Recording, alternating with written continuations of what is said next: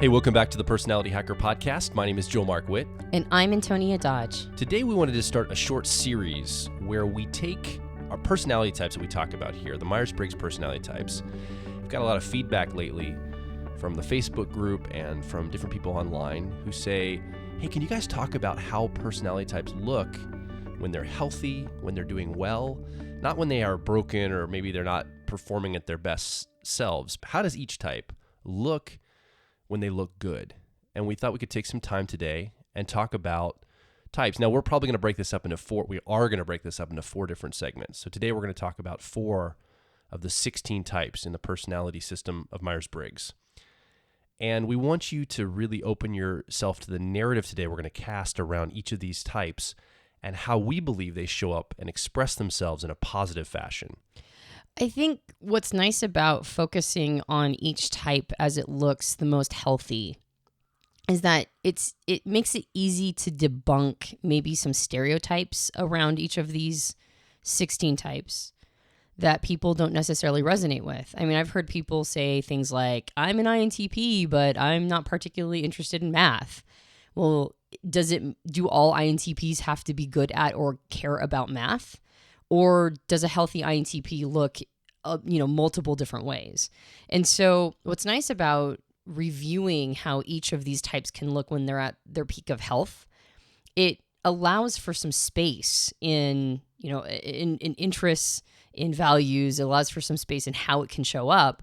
But there's still a concept of what we're heading towards, what we're trying to, as each individual type in our personal development journey, what are we trying to shoot for? Is it to fill these stereotypes, or is it to actually, manifest in a way that can include lots of different, interests and lots of different perspectives on, like what I want my life to look like. But here's the one center point in the Venn diagram. Like, no matter what I'm interested in as each type, it's still going to manifest itself in a certain way, which indicates health. So we're going to focus on the health piece and undermine maybe some of the stereotypes that we have around each of these types.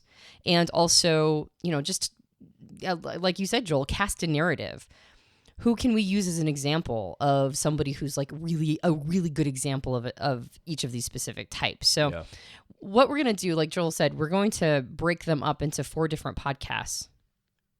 And we're going to start with the extroverts first. So the first 2 podcasts will be on extroverts, and the second 2 podcasts the third and fourth podcast, the third and fourth podcast will be on the introverted types. And we'll start with all the extroverted-judger types. So these would be all the EJs in the Myers-Briggs system.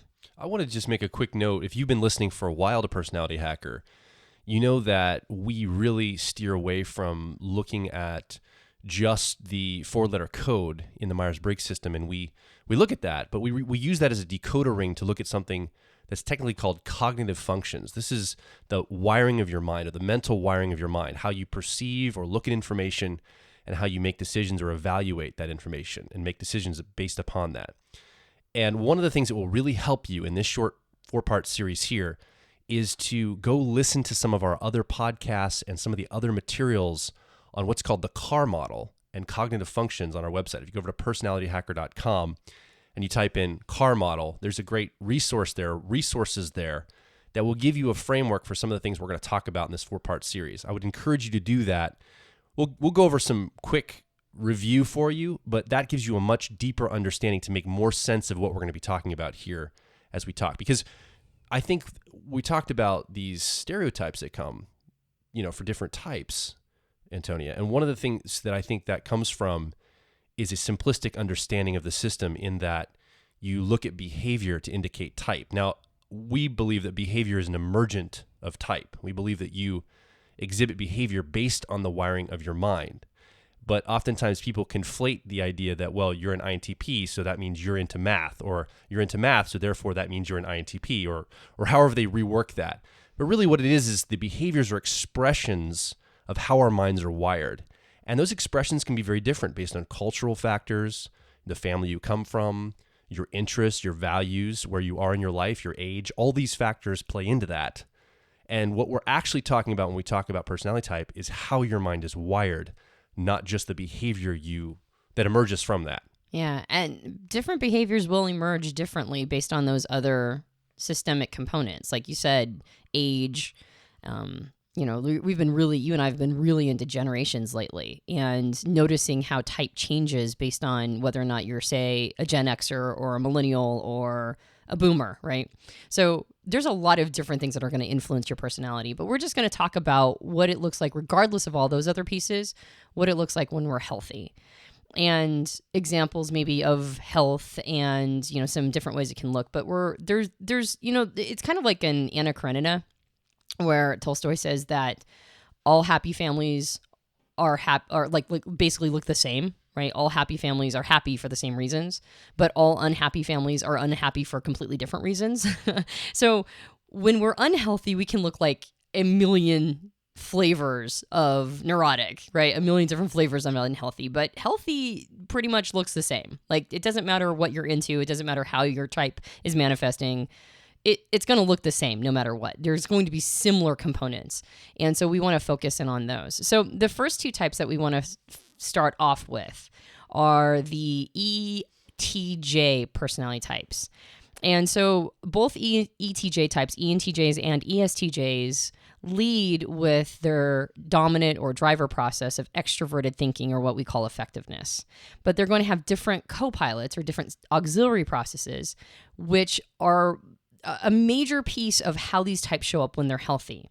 Our philosophy at Personality Hacker is that the more we develop and exercise our auxiliary process, the healthier we become. And one of the reasons for that is that our dominant process is going to be either extroverted or introverted, depending upon our type. And since we're talking about extroverted types, and that means that every type that we talk about in this podcast and the next, all of these types are going to lead with an extroverted cognitive function, right? That's what basically defines us as extroverts, is that, and I say us because I'm an extrovert, but what defines us as extroverts is that we're leading with an extroverted dominant process. So our auxiliary process is going to be the opposite, what's called attitude.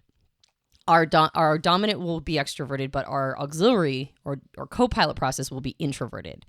And the healthier our relationship with that co-pilot or auxiliary process is, the more we're able to explore and really become healthy there. Generally, the healthier we are overall as people. So the dominant cognitive function is very important in understanding health, because we don't want that to be unhealthy either. But once we've got it nailed down, once we've got that piece handled, really what we want to focus in on is that auxiliary or co-pilot process. So we'll talk about these two ETJ types and the ways that they look similar, but how, when they're healthy, they're going to manifest in a very different way. They're going to have very different goals that they've met in order to be healthy. So let's start with ENTJs. Now, it appears as if that co-pilot process for an ENTJ, we just mentioned the dominant or driver process is extroverted thinking. And the co-pilot or auxiliary process is a process called introverted intuition. We've nicknamed it perspectives. An introverted intuition seems to be very interested in this concept of meaning, right? Purpose sometimes comes from this, but it's more about meaning. So when you look at an ENTJ leading with a process that gets things done, that wants to make stuff work in the outside world, feels pretty confident in their abilities to determine what should and should not be happening in the outside world. Yeah. Right? Like, they feel pretty good about, they're probably the person who should be in control. And the only time they're okay with other people being in control is if they've deemed that person to be competent and capable of leadership. But they're usually, they have like a sense that they might be the best person to be in charge. And all people who lead with extroverted thinking, or I should say both types that lead with extroverted thinking, ENTJs and ESTJs, share this component. They share this concept of wanting to get things done, probably being the one in charge, wanting to make sure that the outer world matches their should statements and expectations. But the thing that balances them out is different. And for ENTJs, the thing that balances them out is introverted intuition, which is this concept of meaning. So what does an ENTJ look like when they are healthy, when they're well developed? Well, some of the stereotypes are that they're CEOs of companies. And I mean, honestly, quite brutally honestly, we fall back on some of these stereotypes too, because the stereotypes help create a caricature in people's minds when they're first learning the system. It helps them grasp where they might have seen this type before. Yeah. And maybe some of the implications of what that can look like in that caricaturized way. Some of the implications, like it has a very short shelf life.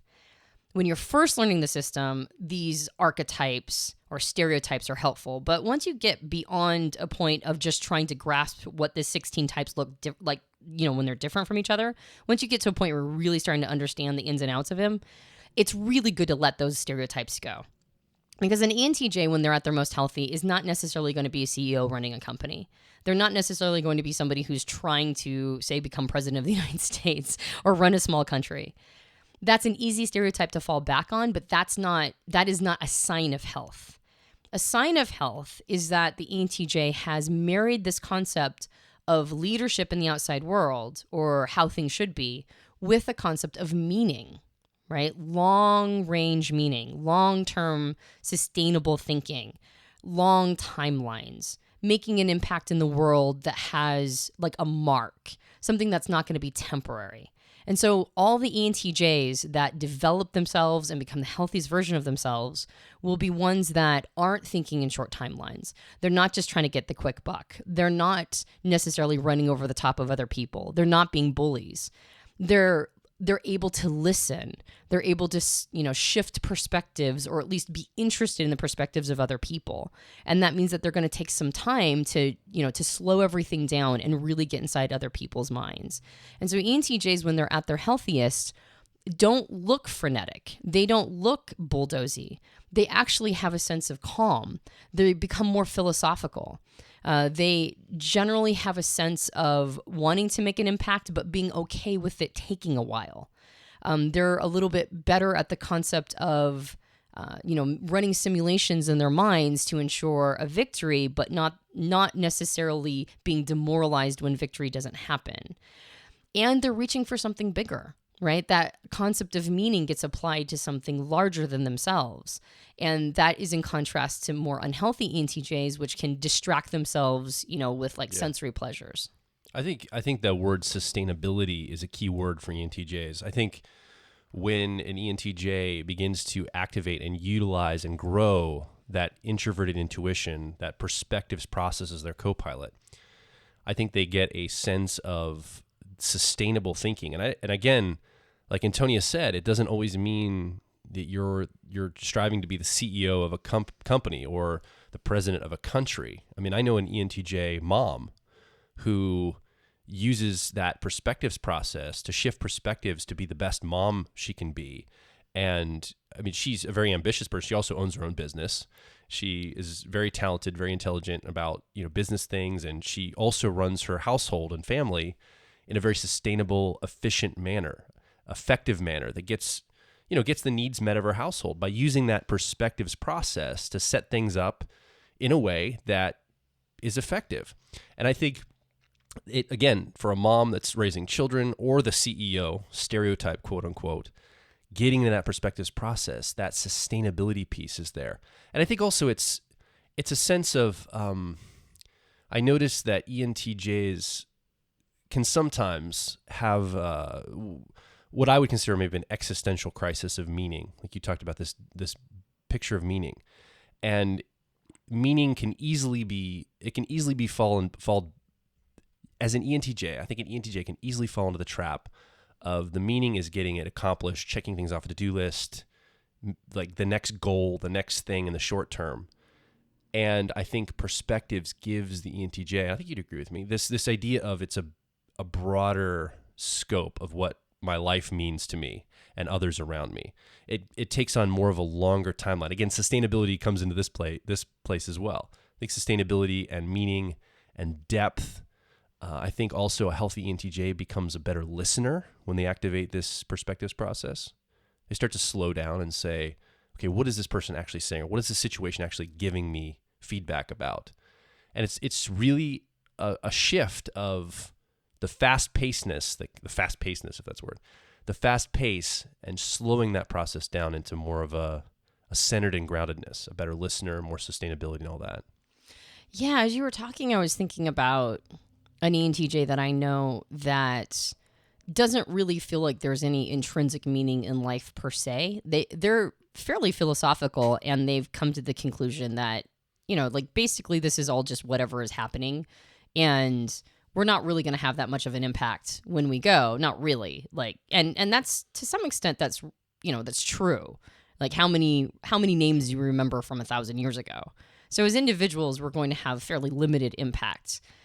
But at the same time, that hasn't, because he's thought of this in not a cynical way, but rather in that's simply the conclusion he's come to, he hasn't limited himself to playing a small game just because nobody's going to remember his name in 1,000 years. Like that was a philosophical, like when you talked about having this, this almost ontological crisis or something. And it doesn't have to be a crisis. It could just be an interest in something. Question. Yeah, a question or following it. But what I've noticed is that the more this person gets into a philosophical space like that, the more they're okay with not always knowing for certainty what's going on. They hold a little bit more space. And so because more space with this idea of like they aren't always the right person to be in charge at all times. And so they've let off of the bulldoze quality. They've let off on they should always be the person who's in charge. And by the same token, they've also recognized that if they want to make an impact, they certainly can. And that's satisfying to them. So it fills their meaning, even if it's not like, plugged into this concept of a universal objective meaning. It's a subjective meaning to them, and it's made their life better. One of the traps I think an ENTJ can fall into is the concept of distraction. ENTJ's 10-year-old or tertiary cognitive function is the opposite of their co-pilot or auxiliary. It's called extroverted sensing, and we call it sensation. And when an ENTJ is not at their peak health, they can go to this process a lot. And it can look like a lot of indulgent behaviors. It can look like a lot of play and distraction. And sometimes, the play can look very industrious, right? I know of quite a few ENTJs who, or at least, back when in my old role-playing days, and it pains me to say old role-playing days. The only reason why it's old is because I can't find anybody to, do tabletop RPGs with me. But that said, back in my old RPG days, tabletop RPG days, some of the best DMs, dungeon masters, refs, whatever you want to call them, were ENTJs. And I remember one of them being just like this amazing, the worlds he created and what he set up and like the way that he went about, there was very rarely a total party kill. They call them TPKs. There was very rarely a total party kill because he was so good at orchestrating like the perfect amount of toughness for the group. He was just so good at calibrating that. And he was really good at what he did. And there was clearly talent there that could have been brought to like a bigger level. And he just never could get himself there. He was always like, he just went to drink a lot and he went to sensory distractions. And he's always struggled with this concept of meaning. And he's never allowed himself to become anything more sophisticated than a fry cook, which is fine if being a fry cook was his, epistemological meaning making goal. But I don't think it is. And I think that's why he struggles. Whereas another ENTJ, actually my brother, who, whenever I think of ENTJs, I have to think of my brother because he was like the ENTJ that I was looking at, my entire life. My brother, on the other hand, who was also extremely good at it, went on to capitalize on his talent of being a really good ref or dungeon master. And he ended up becoming a science fiction writer and fantasy writer. And so the worlds, these really elaborate worlds he created, he ended up putting it into like a bigger meaning. He ended up going ahead and going for that piece. And so even though he's not a CEO of a company or running a country or whatever, he's taken his talents and turned it into something that has some impact. And he's making, he's developing, he and his writing partner are creating for themselves a tidy little franchise. And he has impact. He has global impact because his books get sold all over the world. So it's, he's not running a country, but I would argue that he's a healthier version of an ENTJ than the former version because he did turn it into something bigger. And it doesn't have to be the stereotype. I don't think anybody has a stereotype of the ENTJ writer.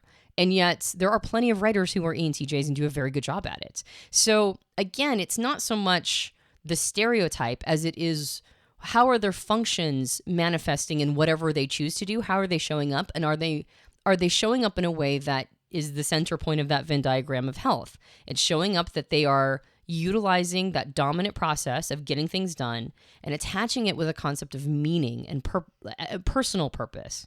And like you mentioned, listening and perspective shifting, and then being able to apply that to everything. And ENTJs that go for this end up being generally happier people.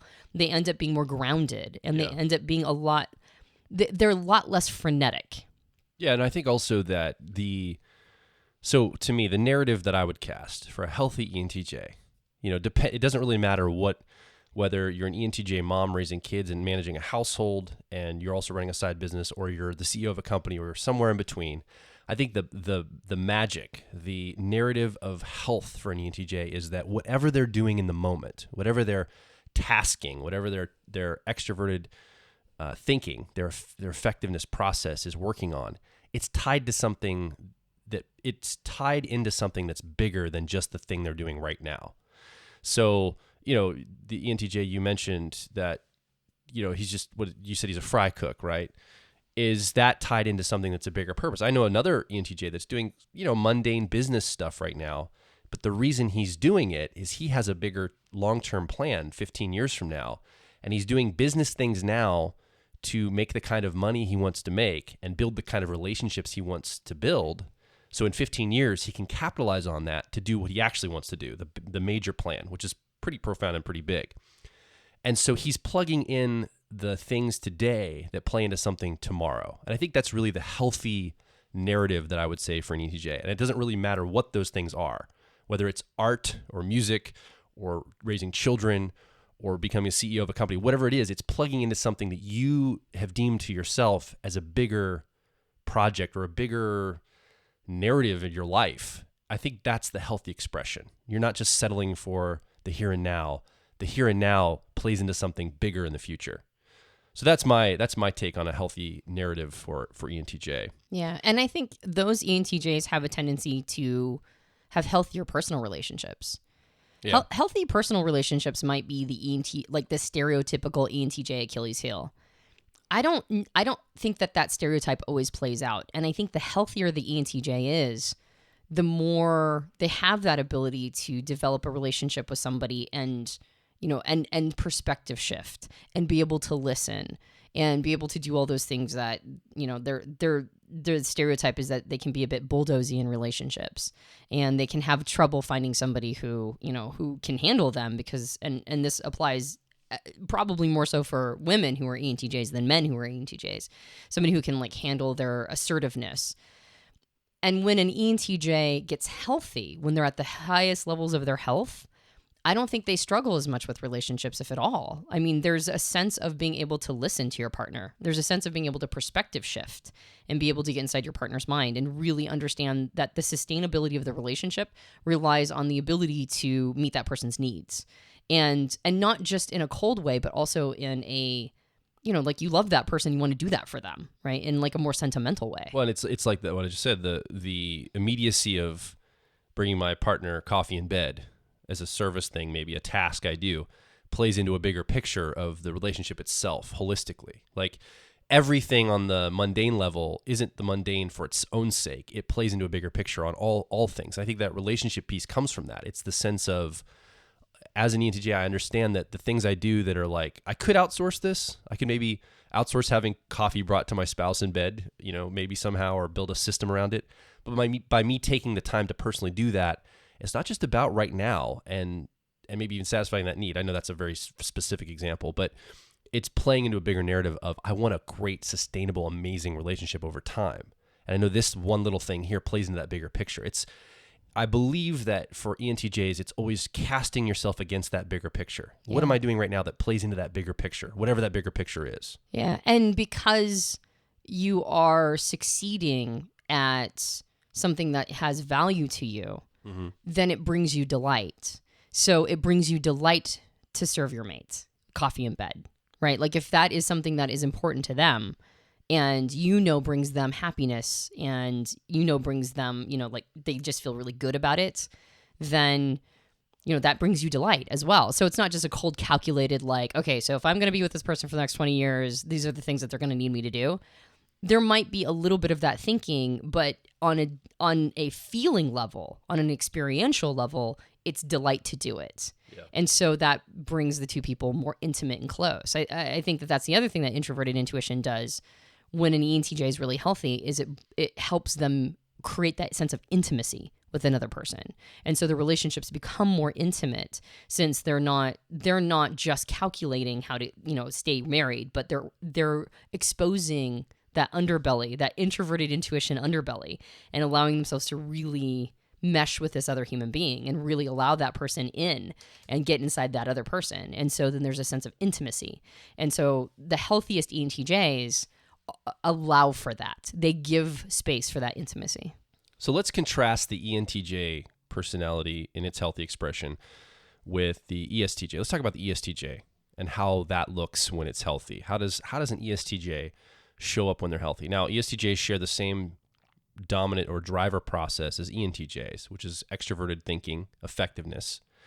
But their co-pilot's different. Their auxiliary process is going to be different. It is what we've nicknamed memory. The technical name for an ESTJ's co-pilot process is introverted sensing.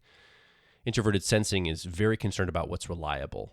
Introverted sensing takes into account the past, our relationship to the past, precedent, templates, things that have been done before, the tried and true, expert knowledge, people that, have done research around things. Research is important. And what introverted sensing is really the crux of all this is it wants to feel safe. It wants to feel like things are okay. It's safe. This is reliable. This is not going to be a bad thing. And okay, it's all handled. I think that's really important for introverted sensing to feel like they have safety they can rely upon. Yeah. And I think that's why all the SJ types have a tendency to really honor the institutions in general. Because institutions, there's safety in numbers. There's safety in an institution. There's predictability there and reliability there. And so unlike an ENTJ that at the top of their game, they've really grounded themselves in a sense of meaning, for an ESTJ at the top of their game, they've grounded themselves in a sense of it's all going to be okay. Like there's not an anxiety or an anxiousness there. I think that I wouldn't be surprised if a lot of ESTJs deal with a sense of anxiety. I've personally known at least a couple ESTJs to have some serious anxiety issues. And part of that is because there is no sense of safety. There's a sense of like anything could happen. I'm not in control of the situation. Anything outside of my control or experience or anything outside of what I'm used to can be very anxiety, inducing. And the healthier an ESTJ gets, the more that anxiety, that anxiousness, that fear, that gets replaced by a sense of like, it's going to be okay. Almost, again, in sort of a philosophical way. Because that extroverted thinking or effectiveness dominant process, it feels like the should statements around that. And we've talked a little bit about how the decision-making process, cognitive functions all have a should element to them, right? That's how we vet information, or that's how we decision make, is we have this list of shoulds in our mind. And for extroverted thinking, their should statements are all around how things should be operating in the outside world. So when you lead with this process, if anybody who doesn't lead with it feels like, well, why isn't anybody caring about this? Like nobody else seems to care as much as I care about how things should be operating. So I'm just going to go ahead and step in and make that happen. But if you have this sense of how things should be operating, and you attach that to this sense of like, but ultimately, fundamentally, we have no control, and ultimately, fundamentally, like anything could happen.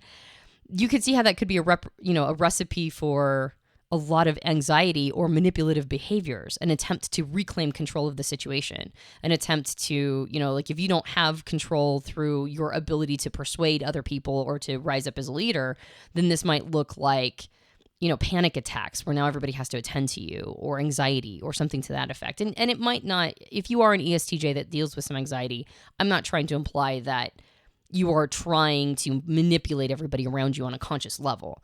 But there is a sense of an attempt to regain some control there. It's at least the body thinks that if it goes into that flight, fight, or freeze mode, it's prepared for anything. It's ready for anything to jump at it. So it feels like a sense of control. But really what it is it's a lack of groundedness and a feeling like it's going to be okay. A fundamental feeling of introverted sensing being, or that memory process being at ease. Yeah. There's a great example from a TV show I've watched recently. It was an ESTJ character there's this scene where he's in his apartment and there's some cars stopped at a stoplight outside because the traffic patterns have changed in New York City. And he's really frustrated about these cars that are honking their horns and causing a lot of noise pollution. And he basically is looking out the window. He's yelling at the cars from out of his window. And eventually he gets up and goes outside and starts yelling at the drivers, "Please stop honking." He's screaming and ranting and raving. And by the end of the episode, you see him change his tact. He goes from this very this very extroverted thinking dominant place where he's trying to force something to happen. And he's trying to almost bulldoze and try to like make this thing happen, like you're talking about, where you try to get control, regain control. Well, what he did was he walked down to the street and he was screaming at literally every driver. Yeah. And that's why it looked like a bulldoze. It was a very inefficient bulldozy move, because now all of a sudden there's a stoplight next to his apartment, and now the stoplight doesn't have a very good traffic pattern, and now lots of people are honking outside of what was once a very quiet apartment. So he just goes out and screams at all of them. Yeah. Like that's going to do something. Spending hours a day just running up and down the street screaming at cars, "Please stop honking, you're driving me crazy. Don't you see this is a society we don't have to honk just because you're stopping at a light and the traffic is bad." And by the end of the episode, you see him start to shift from that tact to get into more of that memory process, that introverted sensing, by saying, okay, this is obviously a structural problem. This is obviously something that I'm not going to make any change here by just ranting and raving on the street. I need to change something infrastructurally. Let me pause and think about what would that look like. Let me take a moment. And if I really do want to create some kind of safety, in his mind is quietness, right? Safety, comfort. I think comfort would play into this as well. What do I need to do? And eventually he ends up going to City Hall and presenting a plan to change the traffic pattern to solve the problem ultimately. And I think that's really where memory can come in. It can come in and say, how would we be able to structurally, what are the processes already in place to deal with something like this? How can I work with precedent and templates and things that are set up to deal with this, rather than trying to just do it myself? I'll affect change systemically. I'll affect change at the structural level. I'll affect change with the institution of the traffic patterns in this area of New York City, and that will make the horn stop driving me crazy every day. Well, what's brilliant about I love this example of an ESTJ too, because of the one that you're talking about, because what happens is when he gets to City Hall, he finds just a group of couldn't care less. They're completely sleeping on the job. Incompetent. They're completely incompetent. They're not making any changes on the community level. And so he speaks out, like in the City Hall. He was supposed to be the next person to present his idea. He'd been sitting there for 8 hours all day. They had so many people on the docket. At the end of the 8 hours, they go, okay, well, we're going to adjourn now, even though he's been waiting the whole 8 hours and all the people in front of him. Like there was only a couple people in front of him that they took the entire time. And it was clear that nothing was going to get done. And so he looked at the infrastructure, right? He looked at the institution and recognized that there was incompetence there. Like nobody was actually creating a container for these people's problems. Nobody was able to get people through. Like the proper leadership would have made sure that 2 or 3 people didn't take up 8 hours, going on and on. And so he saw the incompetence and he went, well, then that means that something has to, in order for me to get my problem solved, then I'm going to have to come in at it on an institutional level. And so he starts running for one of those positions, like on a local political level. And eventually he gets it. So he becomes one of those people who now listens to the problems of the community. And that's his entrance into local community level politics. And then he does great. He's really good at it. He's fantastic at it, and it's clearly meant for him. And he revolutionizes his community, or at least it looks like that's kind of the direction that the show is taking it, is like he's going to be a force for good on the community level. Now, what I love about this is that the stereotypes, again, around ESTJs is this concept of management. The ESTJ is supposed to be somebody who's like your supervisor or your manager or somebody in politics, which in this case, that bore out for him. But it wasn't so much about ambition that got him there. It was that he recognized that this was the only way to really get things accomplished. And so it was an organic process for him. He didn't just go, oh, I'm going to go into politics and bulldoze his way into politics. It was more like he wanted to solve challenges, and this was clearly the best way to solve those challenges. And what's fantastic is that, we talk about meaning making, and we just mentioned ENTJs wanting to have purpose and meaning. And especially since we skew towards an intuitive audience, we talk a lot about playing a bigger game and how important it is to play a big game. And at the same time, nothing impacts us more than local politics. Like, whoever becomes president of the United States in the upcoming election won't be nearly as important to my life on a local level as whoever is the commissioner of the town that I live in. Like, that commissioner is going to impact my day-to-day experience way more than the president of the United States.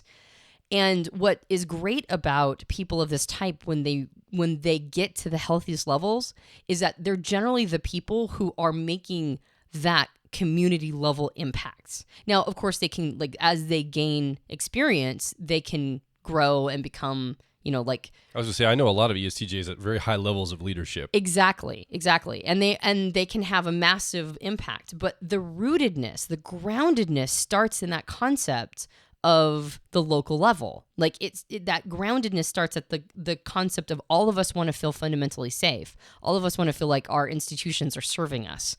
And so whether you are helping to maintain, as an ESTJ, whether you're helping to maintain those institutions at a more localized, quote unquote, smaller level, or whether or not you've graduated to a bigger level and you're playing a bigger game naturally, it's the ESTJ desire to make sure the institutions are running well that really defines their health, I think. And that groundedness, that lack of feeling, they're not feeling anxious. They don't have any sort of, I don't know a lot of ESTJs with monkey mind, but I do know a handful of ESTJs that can get into a distracted life or into a life where they're just working and not really thinking about what it is that they want. When you see an ESTJ that lacks health, you see them not grounded. They don't have any ability to just kind of stop and think. It's a matter of just opportunity, and just chasing after whatever is new. And then at the same time, because they don't have that sense of safety and groundedness that they've helped create, then when something unpredictable comes up, it just knocks the wind out of their sails, or it turns them frenetic and stressed and anxious. But a really grounded ESTJ is somebody that is basically a protector vibe. There's a very strong protector sense or vibe from ESTJs at their highest levels of health. And you can rely on them. They're incredibly reliable. They're getting things done. They're making it happen. And they're doing it from a grounded place, not from a frenetic, oh God, what could happen place. I think also relationships, very similar to ENTJs, ESTJs can have an Achilles heel of relationship as well. And I really believe that protective role in relationship can be a powerful intimacy building and love building and connection building framework that an ESTJ can develop. I know an ESTJ who's very protective of his spouse, who's very centered and grounded and very, he sets a container for her and makes her feel very comfortable and protected and cared for in a protector way. And that's not always how it represents itself for ESTJs, but I'm thinking of this one example. And I think he's very healthy in that way. In his relationship, I think he's got a healthy expression of how he shows up, and expresses love, expresses attention, expresses making sure her needs are met, and he's taking care of her in different ways. And I know female ESTJs who do a very similar thing for their spouses, setting that protection element, kind of securing the perimeter for their spouse. So it really is not gender specific. It's a very type thing. I think that's how it shows up healthy in relationship. Yeah. I think all of the EJ types really are on some level service oriented. They're very service minded. There is an idea of how things should be in the outside world, and in order to create that world, you have to be willing to serve in that world. You have to be able to, you have to be a part of that system and do your part in order for that to continue going. And so all of them have to some extent a service orientation. And I think ESTJs are they have that protect and serve concept. Now, again, there are stereotypes around ESTJs. I just mentioned the manager type or the politician type. There's a lot of stereotypes around being policemen or detectives or, people in actual like civil service. I've also known ESTJs that were really into art, that were into creativity. That was where their less dominant processes were able to come out and play. But oftentimes, even in those contexts, they still have a way to set up a system. Like if they're super into art, a lot of times they'll be curators or they'll set up, a studio for somebody. Frequently when they're into, I know some that are really into writing. And so they end up becoming, people who are really good at being in the business of writing, because not all artists are very good at the business end. So they bring this sense of, the natural acumen to a more, artistic place. And so they're not just artists, but they're also, they treat their art like a business. And so it's not even so much that the business component or the business stereotype is like the sign of a healthy ESTJ. It's more that they take things seriously. It's more that they create that protective container. So what do you do if you create a protective container for anything? You set it up in an infrastructural way where you know that's going to last. And then that's why that business piece tends to come in for the artistic pursuits, because that's how you know your art is going to be seen and that's how it's going to last. So it's really about that protection piece, I think, for ESTJs. It's really about that service protection, set up a structure, set up an infrastructure where you know that everything's going to be safe within, and then serve that structure. Be the person who's, a part of the system and doing their part. Let's talk about the feelers now. The EFJs in the Myers-Briggs system, ENFJ, ESFJ, a little different than ETJs. Both EFJ types, ENFJ and ESFJs, lead with a cognitive function. Technical name is cognitive function of extroverted feeling. We've nicknamed it harmony. Harmony is interested in getting everybody's needs met. Harmony is obviously it's a feeling process. It's very connective. It's very interested in the human dynamics of any situation and the human connection. It expresses itself a lot of times in ENFJs and ESFJs in getting people's needs met, helping to make sure there is harmony in any social situation. This is really the expression of that extroverted feeling process. For ENFJs, they balance this out with the same process that ENTJs balance this out with. And their co-pilot or auxiliary process is technically called introverted intuition. We've nicknamed it, again, perspectives. And very similar to an ENTJ, it's about shifting into other people's perspective. It's about seeing things on a longer timeline, the bigger picture, the etymology, the reasons behind the reasons behind the reasons. And I think that for an ENFJ, when they are in an unhealthy place, they tend to have a lot of frenetic, indulgent behavior. So let's talk about what an ENFJ looks like, not in that potential frenetic, unhealthy place, but what is the narrative for an ENFJ when they look and are showing up in a healthy way? Yeah, well, sometimes it's good to describe health in contrast to lack of health. So we might touch a little bit on what it looks like. All of these components look like unhealthy, but we really want to, like you mentioned, Joel, we really want to focus on what it looks like when they're healthy. And extroverted feeling, the cognitive function, extroverted feeling, has the ability to multitask really well. If you're trying to get everybody's needs met, if you're trying to keep everybody on your radar, that means that you have to be very good at splitting your attention amongst multiple components, multiple people. So extroverted feeling, and I sometimes wonder if this is where evidence indicates that women are better at multitasking than men are. Yeah. My suspicion is that because 50% of the population of women, 50% of the demographic of women use extroverted feeling, it wouldn't surprise me as a dominant or as an auxiliary process. And then there's like people like me who use it as a tertiary process. It wouldn't surprise me that that's why we get that, that trend in women, because extroverted feeling is really good at multitasking. And if you have a process that, again, has a should statement about how everything should be running in the outside world, and the should statements are all around getting people's needs met, and people are not predictable, and they are fickle, and they can behave however they want to, whenever they want to, and you're really good at multitasking, keeping everybody on your radar, you could see how if you didn't have a grounding element with you, you could see how that person would really get to a space of monkey mind, right? Like you're distressed when anybody isn't happy, and you're keeping everybody on your radar. And there's always going to be somebody who's probably not happy in any particular situation. And your attention is bouncing from thing to thing and trying to orchestrate all of these needs to get met. You could see how that could be quite overwhelming, actually. So for a healthy ENFJ, they make sure that they, ground that component of them with, as you mentioned, Joel, introverted intuition. And introverted intuition is, again, at its core, it's looking for a sense of meaning.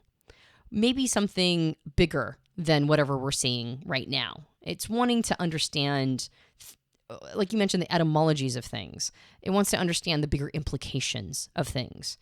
So not so much just staying in a space of whoever is in my peripheral or whoever is in my sort of energetic field, and I have to focus on all of those people. If we apply a sense of meaning and an ability to get inside oneself and really search oneself for a concept of meaning, you now start to understand that it's not just a matter of constantly being in service to others. It's not a matter of like running yourself ragged to make sure you get everybody else's needs met. It's a matter of making sure that the long timeline of need is met. That means that we don't always say the nice thing. That means that sometimes we have to have some tough love. It means that sometimes we have to get some time for ourselves so that we're not an empty vessel. It means that we understand the meta perspectives of relationships, and we might get really good at helping other people navigate through the complexities of their life and the complexities of their relationship. And that gives us greater meaning as individuals. And so that grounding element of introverted intuition, when an ENFJ is at their healthiest, you can really see that piece showing up for them. You can see that they've gotten really good at creating boundaries. They've gotten really good at giving themselves permission to go within, giving themselves permission to think in bigger terms, not just in serve on an immediate moment level, and not just get inside, sort of a frenetic pace and have that monkey mind, but rather there's like a stillness about them, a calm, a collectedness. There's a character in one of our favorite shows who plays a companion, which in this future sci-fi world is almost like a geisha. And you and I, Joel, when we were profiling her, because we do a lot of passive profiling when we look at characters in TV shows, we almost couldn't tell whether or not she was an INFJ or an ENFJ. And you actually were the one that convinced me that she's probably an ENFJ, and I could really see it. But she was so grounded. She had such a stillness about her and such a grace about her that it was clear that her introverted intuitive process was very well developed. And she was assertive. She knew what she wanted. She was really great at boundary setting. And at the same time, she gave herself full permission to go within. She gave herself full permission to shift perspectives and really understand what's going on for other people on a bigger implication level, not just at a moment-to-moment level. And so because of that, she was able to treat people and behave toward them in a way that was healthiest for them, even if in the moment it didn't feel good for them. Yeah, you're probably following along and seeing a pattern emerge here. We talked about ENTJs. I was talking about this idea of the micro task that's happening. If it's just for its own sake, it's kind of less fulfilling. But a healthy expression of an ENTJ is the things that they're doing play into a bigger structural piece for them. And I think the same thing applies here for ENFJs. The day in and day out, the relationship management or the micro interactions with people play into a bigger picture for a healthy ENFJ.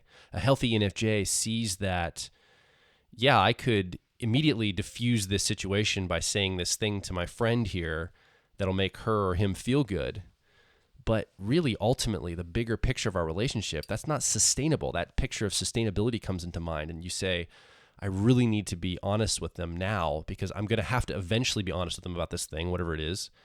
And sustainability-wise, that needs to happen now on the micro level. So the micro things that are happening are playing to that bigger picture. Like Antonia mentioned about getting your own needs met, about taking time for yourself and setting clear boundaries as an ENFJ. Again, your talent might be somewhere on the continuum of you might be great at setting boundaries or not. But this idea of boundaries is if you don't have energy tomorrow, it doesn't matter how much nice things or how well you manage relationships today, you're going to be a failure at it tomorrow. So this idea of sustainability thinking, I want to be sustainable in all my relationships. I want to be sustainable in how I interact with people and help them interact with each other. Yeah. No, you might be dead on right there. I hadn't thought about it until you just mentioned it. But I think for an ENFJ, one of the one of the ways you can really tell their level of health is how good they've gotten at energy management. That's probably the case for most. Well, actually, I would argue that's probably the case for all 16 types. That's one of the signs that they've gotten, the better they are at managing their own energy, the better that they are at being able to show up for others, but also being able to show up for themselves. That's definitely a sign of health. And that might be the most obvious in ENFJs because of a seemingly tireless ability to serve others. And then all of a sudden, like they just aren't there. They aren't available. They have complete and total meltdowns. And so the ability to not go from serve, meltdown, serve, meltdown, the ability to have that steadiness of energy placement and energy management, that is a very obvious sign that the ENFJ is in a good place of health. Well, and I think the other piece that comes for this for an ENFJ, it's very easy to have a lot of surface relationship interactions to just get needs met. But if you're an ENFJ, you crave the deeper connection that comes from a true, authentic, one-to-one connection with another person. And you have to think in sustainable terms for that. I think of a friend of mine. He is an ENFJ, and I think he might struggle with deep connection because he's so frenetic in his interactions. He's trying to manage too many relationships. He's always on his phone. He's got that monkey mind thing you're talking about. He's texting multiple people. He's trying to talk to me, and then he's getting phone calls, and he's like trying to interact with strangers and be friendly to that. And he's spread way too thin.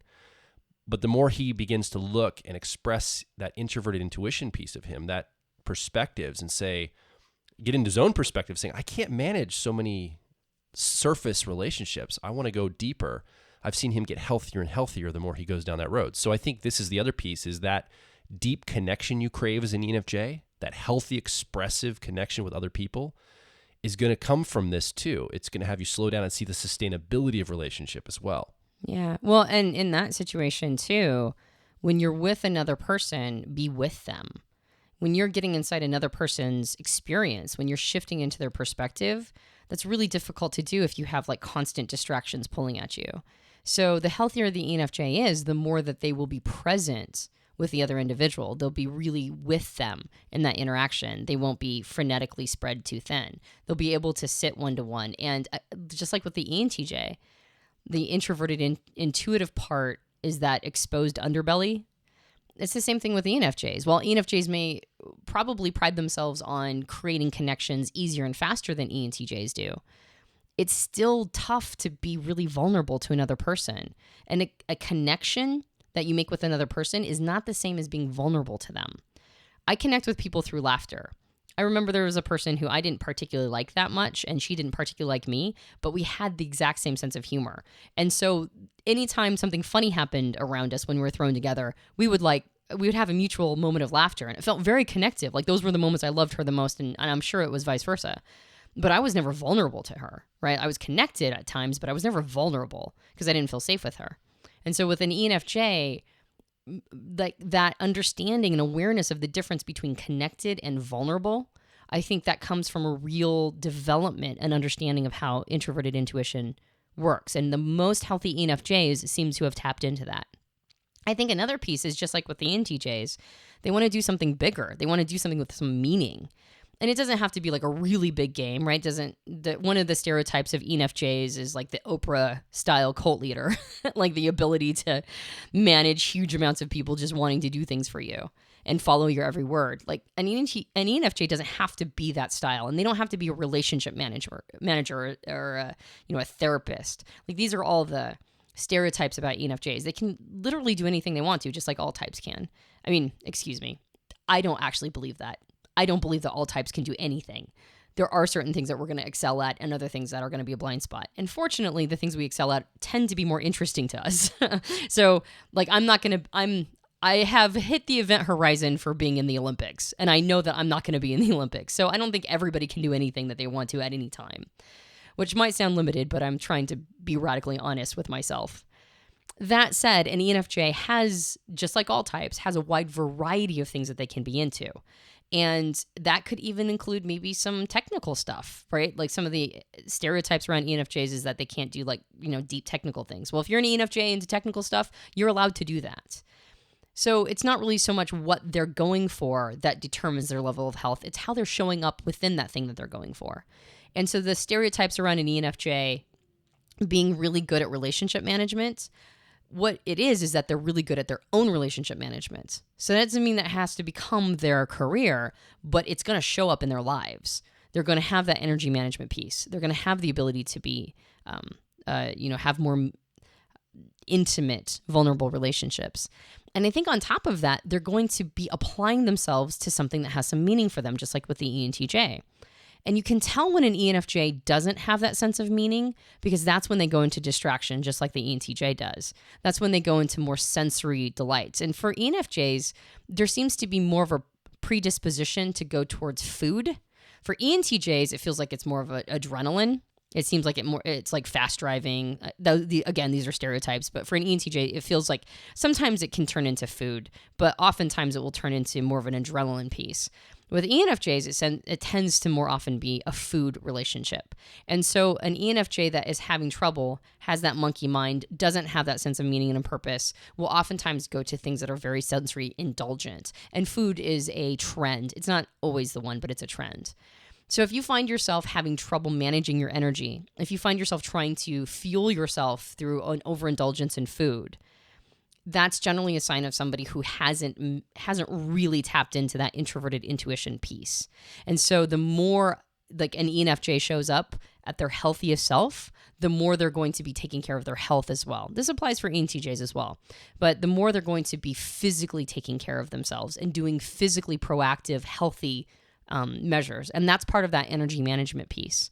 So for all ENFJs, you get that they're taking care of their health. You get that they're taking care of their relationships. You get that they're taking care of their energy management, and they're showing up almost, again, like an INFJ. They're almost showing up to a place where they have so much grace and so much presence and so much ability to connect one-on-one that they just have this like an equilibrium that becomes very obvious. So let's contrast the ENFJ personality with the ESFJ personality. Much like the ENTJ and ESTJ, they share the same dominant function, which is that extroverted feeling, what we've nicknamed harmony. But again, that co-pilot's different. That introverted sensing for the ESFJ is different than the ENFJ's use of introverted intuition. Introverted sensing, we've given a nickname of memory.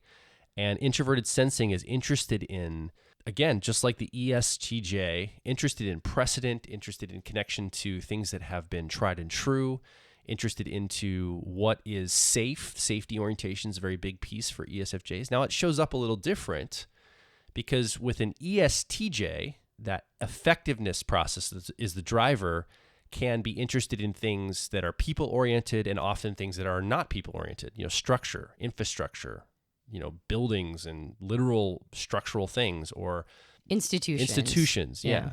Oftentimes, though, ESFJs very much, they could be interested in infrastructure and institutions, things of this nature, but really it is people-centric because of that harmony piece, because it's about connection with real people in real life. It tends to skew toward people. So as we talk about the healthy expression of ESFJ, it's going to be very people-centric, unlike the ESTJ. From a general perspective, the stereotypes around ESFJs are the teachers, maybe pastors of churches or religious groups, people that are in a leadership role around people in some fashion. I think that's the stereotype, but I think you can see ESFJs in the arts and in business and all sorts of places. So let's talk a little bit about what it looks like as a healthy expression of the ESFJ personality. Yeah, I think another stereotype would be like the really great mom or the really great dad. Sure. I think, and I think the reason why is, again, introverted sensing is more about a safety orientation than like a fundamental meaning orientation. And we didn't really expound that much on introverted sensing in this podcast. If you really want to do a deep dive, by the way, into all of these, we have a podcast on the difference between introverted intuition and extroverted intuition, which goes into more how that perspectives process looks, like we talked about with the ENTJs and ENFJs. And then we also have a podcast on the sensing personality types, where we talk a lot more about what introverted sensing looks like. And I would recommend going and listen to that if you want to get a little bit more content and information around how that process works. But it really is more about a safety orientation based on, and the reason why we nicknamed it memory, by the way, this might be helpful. The reason why we nicknamed it memory is not because it's about having a good memory.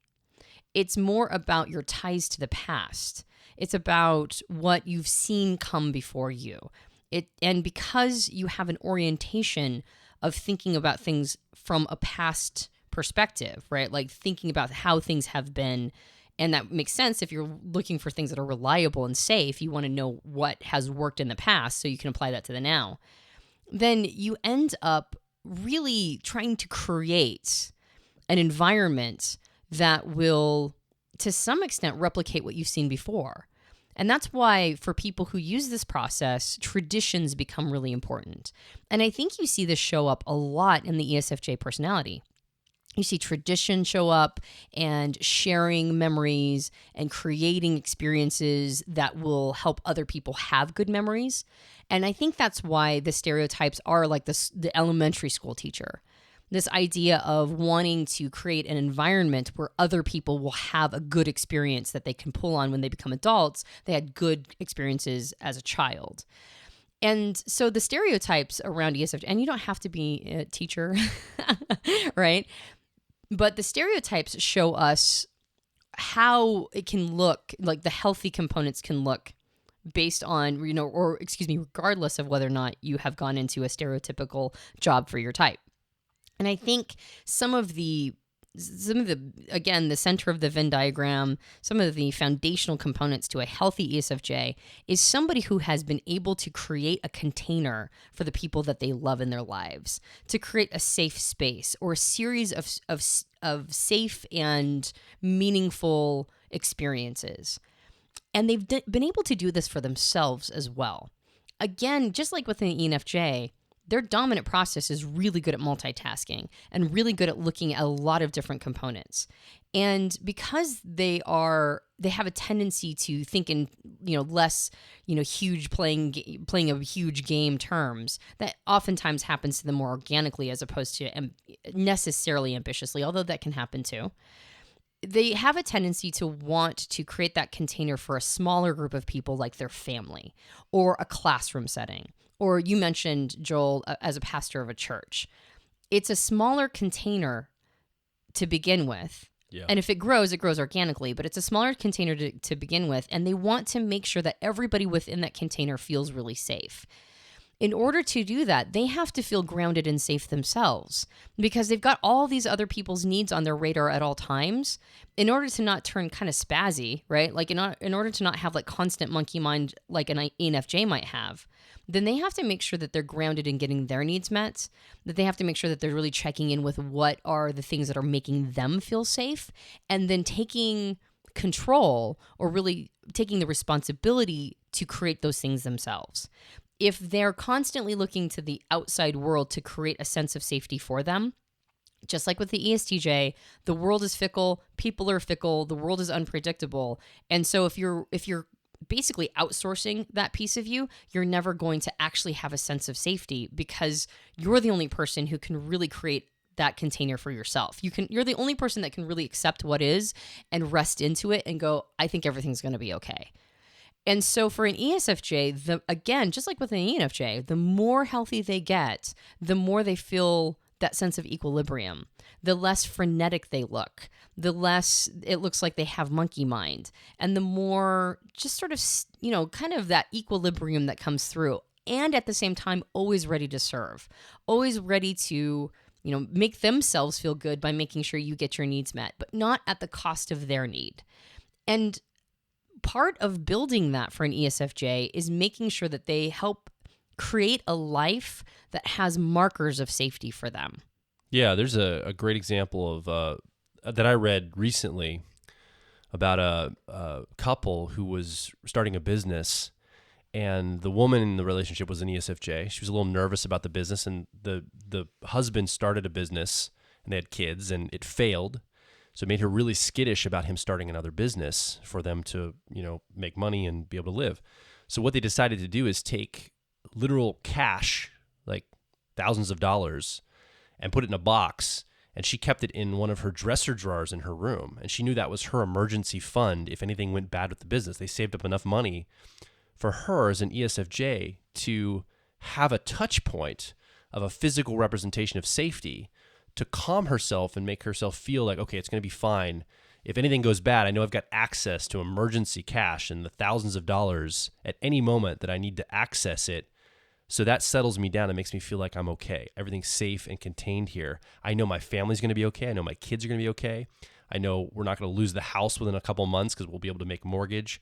Everything feels settled for me. And I think that is just a very basic, simple example of touch points for you as an ESFJ you can build into your life. Now, some of those might be more, that's a very tangible, money-driven touch point. Other touch points can be things that are, as simple as photographs, connective pieces, maybe memorabilia. Other things could be relationship pieces. Maybe there's places that you visit every year that can help give you a sense of stability. I think a healthy ESFJ expressing themselves finds touch points in their lives, physical manifestations, physical touch points, or mimetic touch points that they can go through life and reference against things when they're starting to feel maybe overwhelmed by all the demands of life, or overwhelmed by the frenetic elements of life, or the instability of life, because life is unstable. I think that's really important for you if you're an ESFJ listening, or if you have an ESFJ in your life, to find those touch points. That's an anchoring piece. We recently went with a friend of ours to Disney, and he had not been there. He's an ISFJ. He hadn't been to Disney World since he was a kid. And when he went back, he wanted to revisit all the places that he had visited when he was young. And what I was recognizing, and some of the places he wanted to go, I was like, that's not the optimized place to go. There are cooler places to go than where you want to go. And I wanted to show him around like the cooler parts of Disney. And yet these were the places he wanted to go because that's where he had been before. And I realized that he was connecting with us, even though we weren't there with him in the past. We hadn't gone on his trip with him 15 years ago or whatever. Yeah. He was connecting with us by going back and revisiting places he had been with other people, but he was connecting with us because we were now sharing this experience that he had had from the past. So it was extremely connective for him. And when we're talking about ways that you can really tell an ESFJ at their healthiest, is you see this component of connectivity through shared experiences. And just like with the ENFJ, you can sometimes mistake connection with intimacy. I think what really was happening with our friend wasn't not just connecting, but I think that we were reaching a bigger level of intimacy with him. Like he was feeling safer around us. He felt good around us because we were sharing this experience that he had had from the past. And so there was a higher level of trust and intimacy that was happening just organically, just because of the shared experience. So that extroverted feeling process, the dominant or driver process for ESFJs, just like with ENFJs, you can sometimes mistake connection for intimacy. But I think with an ESFJ at the top of their game, they aren't filling their lives with a bunch of shallow connections. They're filling and enriching their lives with authentic, deep intimacy. And that intimacy happens over time by using that introverted sensing copilot process, or that memory copilot process. And so when an ESFJ is at the top of their game, they're not feeling that monkey mind. They're not feeling disconnected. They're not feeling profoundly insecure in their life. They're feeling centered and settled. They have good, solid relationships. They have, as you mentioned, Joel, touch points of safety around them that they can lean into. They aren't always worried about what's going to come up next. They're more grounded with what is and accepting of what is, and at the same time taking responsibility for making sure that what is serving them. So ESFJs at the top of their game are usually like friendly. They are frequently very, nurturing. They are giving, and at the same time, they also will maintain their boundaries. They also will remember who they are and won't overgive. They won't give, and then, have this breakdown moment. Just like an ENFJ, they're going to show up with a lot more steadiness about them. But the difference is that with an ENFJ at the top of their game, they're looking for things in like sort of bigger implication meaning, whereas the ESFJ is looking at things through the lens of, am I experiencing, creating, and contributing a sense of stability to my life? And so the most healthy ESFJs will just have this sense of stability about them. So we've been talking about all of the EJ personality types in the Myers-Briggs system. There are 4 we talked about today: ENTJ, ESTJ, ENFJ, and ESFJ. And we really want to cast a narrative of how they look in their healthiest expression. I think we did a good job of doing that. I think we did. Congratulations, Joel. No. Congratulations to us for making such an awesome podcast. Yeah, basically, congratulations to us. We gave our narrative, our cast, what we think is an expression of healthy, and it's based on a lot of research and thought and understanding of personality type, but we want to hear from you in your own experience. If you are one of these 4 types, or if you have somebody in your life that is one of these 4 types, this is not a bitching and moaning session of how they show up, in an unhealthy way. What are the healthy ways you've seen these 4 types show up? What are healthy expressions? How have you seen them show up in a healthy way in your life? And I would love to hear from you. If you come over to personalityhacker.com, you can leave a comment directly below this podcast, and we can start a conversation around this. Yeah, I would love to know if you have examples of healthy people of these 4 types in your mind. I'd love to know what you believe are some of the strategies that they've used in order to get at their peak health. That's a great question.